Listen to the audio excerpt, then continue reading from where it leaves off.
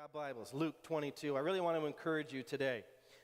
This is a section of Scripture that a lot of people aren't aware of. And I really believe the more you understand God's Word and the more you understand specifically here what Jesus did for us in these trials and how much it is that people who were trying Him threw out all of their scruples, all of the justice and truth, the more amazing it is to see what Jesus really was willing to go through for us.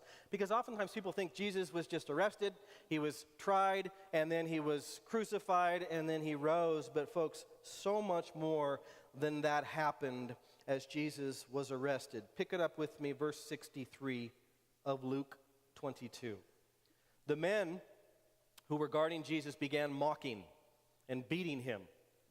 They blindfolded Him and demanded, "Prophesy, who hit you?" And they said many other insulting things to Him.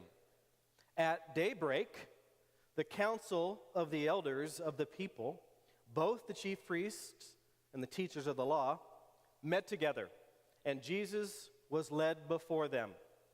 "If you are the Christ," they said, "tell us." Jesus answered, "If I tell you, you will not believe me, and if I asked you, you would not answer.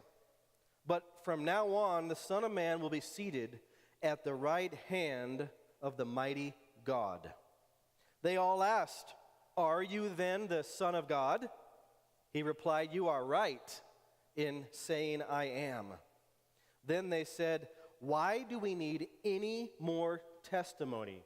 We have heard it from His own lips." Now that's the trial that Luke tells us about. And if you know your Bible at all, you know that what the trial we just read in Luke, as it says at daybreak, was the third trial in the series of 3 that Jesus went through.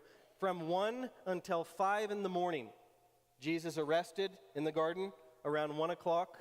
He went through the first trial that I'll take you through. He went through a second trial that I'll take you through. Until then, at daybreak, He went through this mock trial. It was really a sham. It was for show. Because they, the religious leaders, had already condemned Jesus in the middle of the night. And this was just for the crowds, for the people. They had already made the decision that Jesus needed to die. And it's really sad, as I'm going to explain this to you. It's sad because their justice system, instituted by God, was one of the most amazing systems of jurisprudence. They had a phenomenal system, really about justice and mercy. And God instituted this early on. He instituted it way before Israel was in Jerusalem. He instituted it all the way back at the beginning when they were ready to enter the promised land.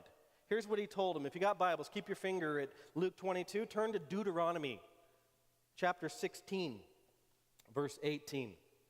These are the first 5 books of the Bible: Genesis, Exodus, Leviticus, Numbers, and then Deuteronomy.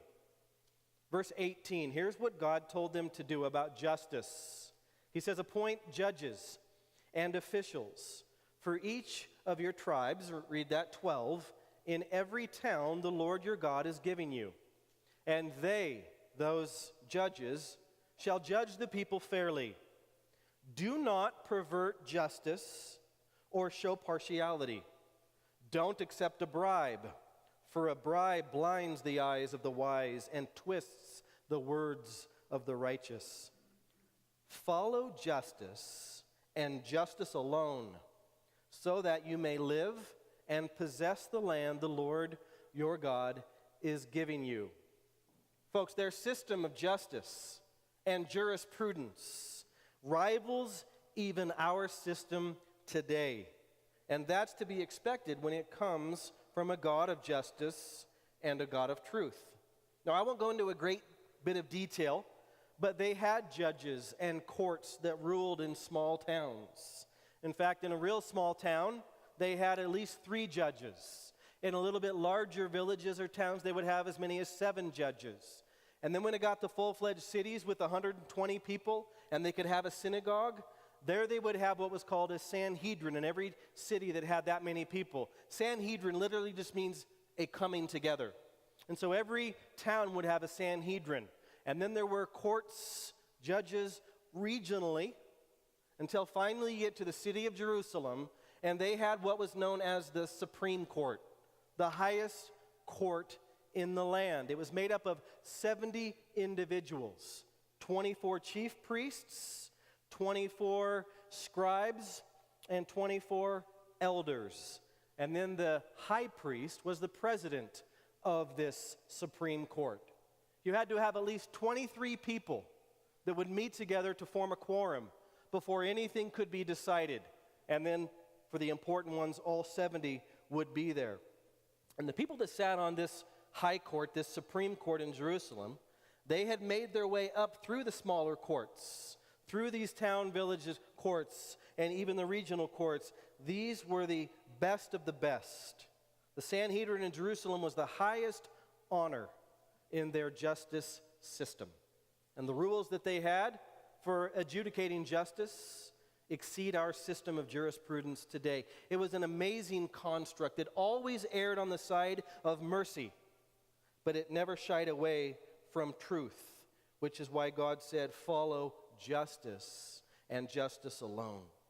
Now this is important. Please don't check out. You've got to understand how this system was all about justice and mercy, and how they were willing to throw it all the way in order to convict Jesus. Let me read a few of the guiding principles for truth and justice. They had three main laws governing their jurisprudence. First of all, everyone accused of a crime could have a public trial. It had to be public. It had to be open. Secondly, everyone accused could be defended, had to be defended. And then thirdly, a confirmation of guilt had to be by at least 2 or 3 witnesses. Does that sound familiar at all? Our justice system very much is built on this, but they went on. The overarching truth for this high court, this Supreme Court, was the Sanhedrin is to save, not destroy life. And the president of the Sanhedrin, the high priest, when it convened at the outset of the trial, he was solemnly to admonish the witnesses concerning the preciousness of human life, carefully and calmly reflect whether they had not overlooked some circumstances which might be favorable to the accused. You see, guilt had to be proven with witnesses, and the one who was accused had to be defended, and all the matters had to be public. The system of truth was dependent on these pillars. Furthermore, listen, anyone found guilty and sentenced to death, the sentence had to wait a full day so they could sit on it and make sure if there was any other evidence that would come through. It wasn't a quick execution. So they would be tried and found guilty. They would wait a full day, and then on that third day is when the person would be put to death. And the one whose testimony, the witness whose testimony determined the guilt, would be the one to cast the first stone. Remember when Jesus and that woman was caught in adultery? All were gathered around, and Jesus said, "He that is without sin, do what? Cast the..." Because the one who cast the first stone, if he was the one, and it was always a man who would be the one to throw that first stone, if there was any question whatsoever, it would give him a chance, with all the weight of that man or that person's life, to think seriously and solemnly, is this really the truth? If I'm going to be the one to have to cast that first stone, I want to know that it's right and that it's true and that it's honorable before God. The accused further could not condemn him or herself or give testimony against himself. The witnesses had to agree on their testimony, and they were examined separately. They were examined, and that examination then, it could not conflict. No trial at night, had to be public. And if the Sanhedrin voted unanimously for a verdict of guilt, the accused would be set free because they demonstrated a lack of mercy. This was a system, folks, like no other in the world. And if it would err on the side of mercy. And they all knew this, those who condemned Jesus. They all knew all of this. And when it comes to his trial, really trials, they violated every one of these binding principles. They threw them all out. In fact, you need to know he was tried 6 different times, 3 before Jews and 3 before Gentiles. I'll just say these real quick. First, he was brought before Annas. And Annas, as we're going to see, he was the one who was the high priest years ago. Then Jesus was brought before Caiaphas, the son-in-law of Annas and the Sanhedrin. And then finally, it was the mock trial that Luke just tells us about at daybreak before the entire Sanhedrin. Then after that, they sent him to Pontius Pilate. Pontius Pilate sends him to Herod, and Herod sends him back to Pontius Pilate to be condemned. After that, by noon, he was crucified. By 3, he was dead. And before sundown, he was buried. And that, folks, is how you arrest, put on trial, and kill the Son of God. All of it illegal, and all of it void of justice. Now, in order to understand all that went on, you really can't start with Luke 22, because Luke starts in the morning. We have to go back to the middle of the night. So, fingers in hand, keep them at Luke 22. If you would, please turn to John 18. This is the trial in front of Annas. John 18, verse 12. The better you understand this, folks, the better you know all that Jesus was willing to do for you and for me. John 18:12 says, "Then the detachment of soldiers with its commander and the Jewish officials arrested Jesus. They bound him and brought him first to Annas, who was the father-in-law of Caiaphas, the high priest that year." And so these trials with Annas and Caiaphas happened from 1 until 5 in the morning. These were actually during the night before the morning even broke. And they led Jesus first to Annas to trump up an initial charge against him. This would be like our arraignment. Now you ask yourself the question, who was Annas? And first of all, when you say his name, you got to make sure it's the right A that you're saying. Otherwise it would come out wrong, but the truth is that's what he was. I just won't say it, okay? He was an absolute. Annas had been the high priest for 5 years or so, 20 years prior to this. He was about 80 years old. My mom's not laughing, by the way. He was about 80 years old at this time, and he was the real evil behind everything in Jerusalem. He had established the system that ripped people off in the temple with the money changers and with the animals that had to be purchased. In fact, the whole temple mess was known as the bazaars of Annas, the craziness of this man. 5 of his sons had been high priests after him. 5 high priests in 20 years. Folks, a high priest was supposed to be that for life. Why do we have Annas and then 5 of his sons, and now we're down to the acting high priest, his son-in-law, known as Caiaphas? You get the picture. This man was ultimately in charge of everything. He was the godfather. He was the kingpin, all right, the mafia boss in Jerusalem. In fact, he was really known as the most powerful man in all of Jerusalem. He was the real high priest, but Rome had pushed him out after about 5 or so years for a whole bunch of other reasons. And so what he did is he puts his sons in the place, and he continues to rule through his sons all the way down to his son-in-law Caiaphas. And Annas and his entire family were hated by the Jews because they had been so incredibly wealthy off the backs of the common people with the temple Annas bazaars. And realize that just as much as the people hated Annas and his family, Annas and his family, hated Jesus all the more. Why? The first thing Jesus did in his earthly ministry when he went to Jerusalem, he went in and cleansed the temple, right?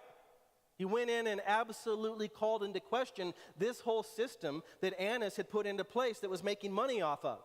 He throws over the money changers' tables and he drives out the animals that they were selling to the people at high cost. And that absolutely torqued this family. That was how they were getting so wealthy.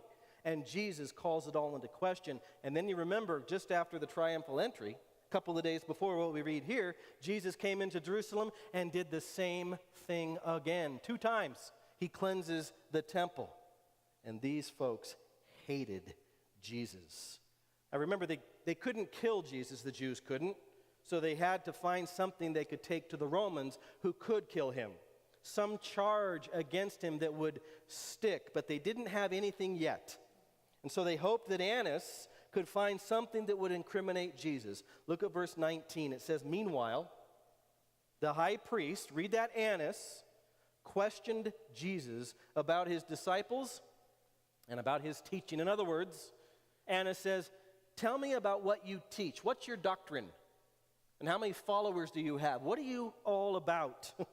Which was totally illegal, folks. You couldn't try and find something wrong with somebody. The only thing that these folks could do was actually agree with and judge in favor of whatever their witnesses brought to them.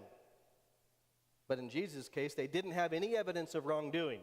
And so Annas was searching, grasping, groping for something. Get Jesus talking and see if he says something wrong. But look how Jesus responds in verse 20. He says, I have spoken openly to the world. I always taught in synagogues or at the temple where all the Jews come together. I said nothing in secret. Why question me? Ask those who heard me. Surely they know what I said. Do you see what Jesus is doing there? Jesus is reminding Annas of their system of jurisprudence. He's reminding them of their justice. You don't question me. I'm not the one that you're going to find it from. Where are your witnesses? Is what Jesus is saying to this guy. Because that's how it was supposed to go. Legally, folks, Jesus couldn't incriminate himself. It was part of their structure. And so verse 22, when Jesus said this, when he pointed out how wrong Annas was, indicting him, one of the officials nearby struck him in the face. In the Greek, it means he struck him in the face. I like it when it's so much more obvious, right? Punched him square on in the face. That was the beginning of the abuse. And he says, is this the way you answer the high priest? He demanded. Why? Because Jesus shined a light on the injustice of Annas. And he's made to see the error of his way. So someone steps in and defends the high priest and punches the offender in the face. It reminds me, if you know your Bible, when Paul was arrested and he was brought before the high priest. You remember that? And when Paul was arrested and when he was questioned, they did the same thing to him. Punched him square in the face. And you know what Paul said? He said, God will strike you, you whitewashed tomb. Just like that. I kind of like that response. It's kind of a little more human. But Paul is not Jesus, because Jesus doesn't say that. Look what Jesus says. He says, if I said something wrong, testify as to what is wrong. But if I spoke the truth, why did you strike me? See, there was no justice for Jesus, and there was nothing that Annas could find about him. So John tells us in verse 24, then Annas sent him, still bound, to Caiaphas, the high priest. His house would have been across the courtyard from his son-in-laws. They owned the whole system. They owned the whole structure. They were the fat cats with the big houses and the courtyard. And so from Annas and the first trial, they send him to Caiaphas for the second. But while Jesus is being tried, folks, Caiaphas is out running around in the middle of the night, 3 o'clock, knocking on doors and trying to get people from the Sanhedrin, the high court, to come and to rule, to hear, to listen. And remember how many you had to have? 23 to make a quorum. And in the middle of the night, Caiaphas, the high priest, is out knocking on doors saying, come on, you need to come to this. Mark tells us how many he was able to gather in the middle of the night. Guess, out of the 70, all of them. All 70 came because Jesus was a big deal. This was a big situation. But don't miss what just happened with Jesus. The trial was in the middle of the night, illegal. No witnesses, illegal. No crime. They were trying to find one, illegal. But that is just the beginning of the injustices that Jesus faced. Turn, if you would, now, Matthew 26. Let's see this second trial in front of Caiaphas. We're going to start in the 57th verse. Matthew 26, 57, the next phase of the trials. It says, those who had arrested Jesus took him to Caiaphas now, the high priest, where the teachers of the law and the elders, read that, the Sanhedrin, had assembled. Now, this man, Caiaphas, was the acting high priest, and he was just as evil and wicked and greedy and sinister as his father-in-law. And so we read verse 58, but Peter followed him at a distance. We already read that last week, how it was, or 2 weeks ago, that Peter denied. Right up to the courtyard, it says, of the high priest he followed. He entered and sat down with the guards to see the outcome. Verse 59, the chief priests and the whole Sanhedrin were looking, here it was, they're looking for false evidence against Jesus so that they could put him to death. You say they weren't trying to find the evidence to kill him. They wanted to kill him, and then they were trying to find the evidence to do what they wanted to do. They were putting the cart before the horse. They were jacking the whole thing up. But you realize it's still probably 3 in the morning, and everyone's there. 24 chief priests, 24 elders, 24 scribes and Pharisees, along with the high priest, because Jesus was on trial. Folks, half of these guys hated Jesus for economic reasons. The Sadducees, along with the high priests and the elders who were making all of the money off the people, they were upset about Jesus economically and they wanted him gone. The other half, the Pharisees and those that cared about the law, they hated Jesus because he came and questioned how they were dispensing the law, how they were living out God's law and God's truth. And so they all hated him for some reason, and they were trying to find a way to find him guilty. But he had committed no crime, and they knew it. He was sinless, let alone a lawbreaker. So verse 61, it says, finally, Matthew 26, verse 61, finally 2 came forward and declared, this fellow said, I'm able to destroy the temple of God and rebuild it in 3 days. So what are they saying? Finally, 2 guys that they're paying, they finally said that he would destroy the temple. But folks, that was only half true. Back in John 2:19, he had said, destroy this temple, and in 3 days I will raise it again. But the temple he was speaking of was his. And he didn't say, I will destroy this temple. He said, destroy this temple, and I'll raise it up, knowing that they were going to crucify him. So there's 2 faults with what they were trying to do, these witnesses. There was 2 problems that they had. Now, if Jesus had said, I'm going to destroy the temple, they would have watched him. They would have probably arraigned him and questioned him. But the reality is, he didn't even say that he was going to destroy the temple, did he? He said, if you destroy this temple, speaking of his body, I will raise it again. And secondly, folks, he never destroyed the temple. You can't convict somebody for something that he said or she said. Just like us today, our system, they had freedom of speech. And Jewish jurisprudence said you couldn't be prosecuted for something you said. For that matter, these witnesses weren't even able to get their story straight. Jesus, it's not what he said, it's not what he did. Mark 14:57 tells us, then some stood up and gave this false testimony against him. We heard him say, I'll destroy this man-made temple, and in 3 days we'll build another, not made by man. And Mark says, yet even their testimony did not what? They conflicted each other. So after all of these hours of false testimony, conflicting witnesses, and illegalities galore, these guys still had nothing on Jesus. They had no case against Jesus. This really wasn't a trial. This was an absolute conspiracy. And you can really sense the frustration growing with the religious leaders until finally Matthew tells us in Matthew 26 now, the next verse, verse 62. Then the high priest stood up and said to Jesus, "Are you not going to answer? What is this testimony that these men are bringing against you?" But Jesus remained silent. Didn't say a word. We know when he goes to Herod, he remains silent.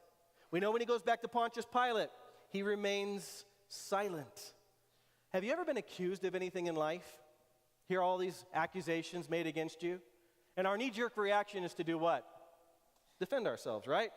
Try and run around and, well, that's not true, and well, then that's not true. And you ever realize that the more that you actually entertain all of the falsities, the more guilt that it really makes you look like you have? When in reality, the most wise thing that you can do, if there's no truth to those things, is just say nothing. That's what Jesus does. He doesn't respond at all. Really, what is he supposed to say anyway? They're coming at him with conflicting truth, or read that, conflicting lies. How are you supposed to defend about one lie when it's opposite the other lie? There's just really no point. And so the lies and the injustice spoke for itself, and Jesus knew it. He fulfilled the prophecy in Isaiah 53, verse 7. He was oppressed and afflicted, Isaiah writes, speaking of the Messiah. Yet he did not open his mouth. He was led like a lamb to the slaughter, and as a sheep before her shearers is silent, so he did not open his mouth. And finally, back to the trial with Caiaphas. Caiaphas gets to the heart of the matter, what it was really all about in verse 63. The high priest said to him, "I charge you under oath by the living God. Tell us if you are the Christ, the Son of God." It's really telling. It's like enough of the trumped up crimes, enough of the false testimony. Do you really claim to be God's Messiah? Do you claim to be the Son of God? In verse 64, Jesus responds and he says, yes. As clear as it can be, right? Yes, it is as you say. But I say to all of you, in the future, you will see the Son of Man sitting at the right hand of the Mighty One and coming on the clouds of heaven. Jesus responds by saying, yes, that is who I am. I am God's Messiah. I am the Son of God. We'll talk about that more next week. And not only is that who I am, he says, here is what you'll see from me in the future. And you realize when they asked Jesus, are you really the Son of God?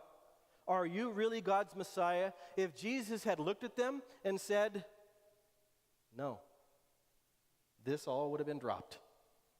All of this would have been done away with. Not guilty, because that's really the height of the guilt that they were looking for.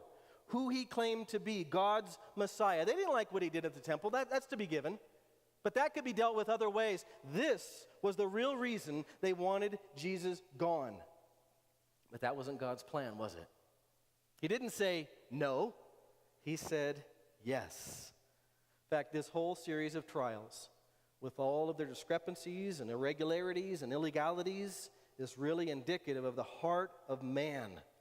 I see this, I read this, and I think to myself, how could these men, and I established in the beginning of the sermon how much their jurisprudence, justice system was about truth, how much it was about God's truth and erring on the side of mercy for people. This is how they ruled and reigned and how they judged in the main. But all of that, when it comes to Jesus, was jettisoned. It was just thrown out the window. And they went against everything they believed in. How could that really be what they did? And I think the answer is simple, folks. It really speaks to the sinfulness of mankind.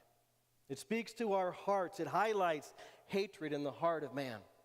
It highlights hypocrisy in the heart of mankind. It highlights pride in the heart of man. Murder, lying, vengeance, greed. We could go on. It reminds me of Jeremiah 17:9. The heart is deceitful above all else and desperately wicked, or beyond cure. Who can understand it? This is our heart, folks. This is us in so many ways. And these are the reasons that Jesus Christ did what he did. Let me read to you the rest of Isaiah 53 about the Messiah. Verse 7, he was oppressed and afflicted, yet he didn't open his mouth. He was led like a lamb to the slaughter, and as a sheep before her shearers is silent, so he did not open his mouth. He goes on, by oppression and judgment he was taken away. And who can speak of his descendants? For he was cut off from the land of the living. For the transgression of my people, Isaiah writes, read that, all of us, he was beaten, stricken.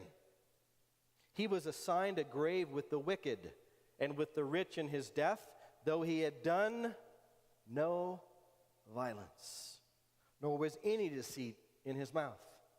Yet it was the Lord's will to crush him and cause him to suffer. And though the Lord makes his life a guilt offering, he will see his offspring and prolong his days, and the will of the Lord will prosper in his hand. After the suffering of his soul, he will see the light of life and be satisfied. And by his knowledge, my righteous servant will do what? Here's the justice. Through the injustice, he will justify many, and he will bear our iniquities, our sin. Therefore, I'll give him a portion among the great, and he will divide the spoils with the strong, because he poured out his life unto death, and was numbered with the transgressors. For he bore the sin of many, and made intercession for you and me, the transgressors. Wow. These men who put Jesus on trial did something incredibly detrimental. They condemned themselves. They damned themselves. And folks, here we are today. Here's the truth. So will we if we wrongly judge Christ. We damn ourselves, mankind does. Each one of us individually judges ourselves if we wrongly judge Christ. There is no escaping that. If you wrongly judge Christ, make no mistake, he will rightly judge you. And so I end by saying, aren't we glad that Jesus Christ went through all of this injustice so that we would be justified? Amen?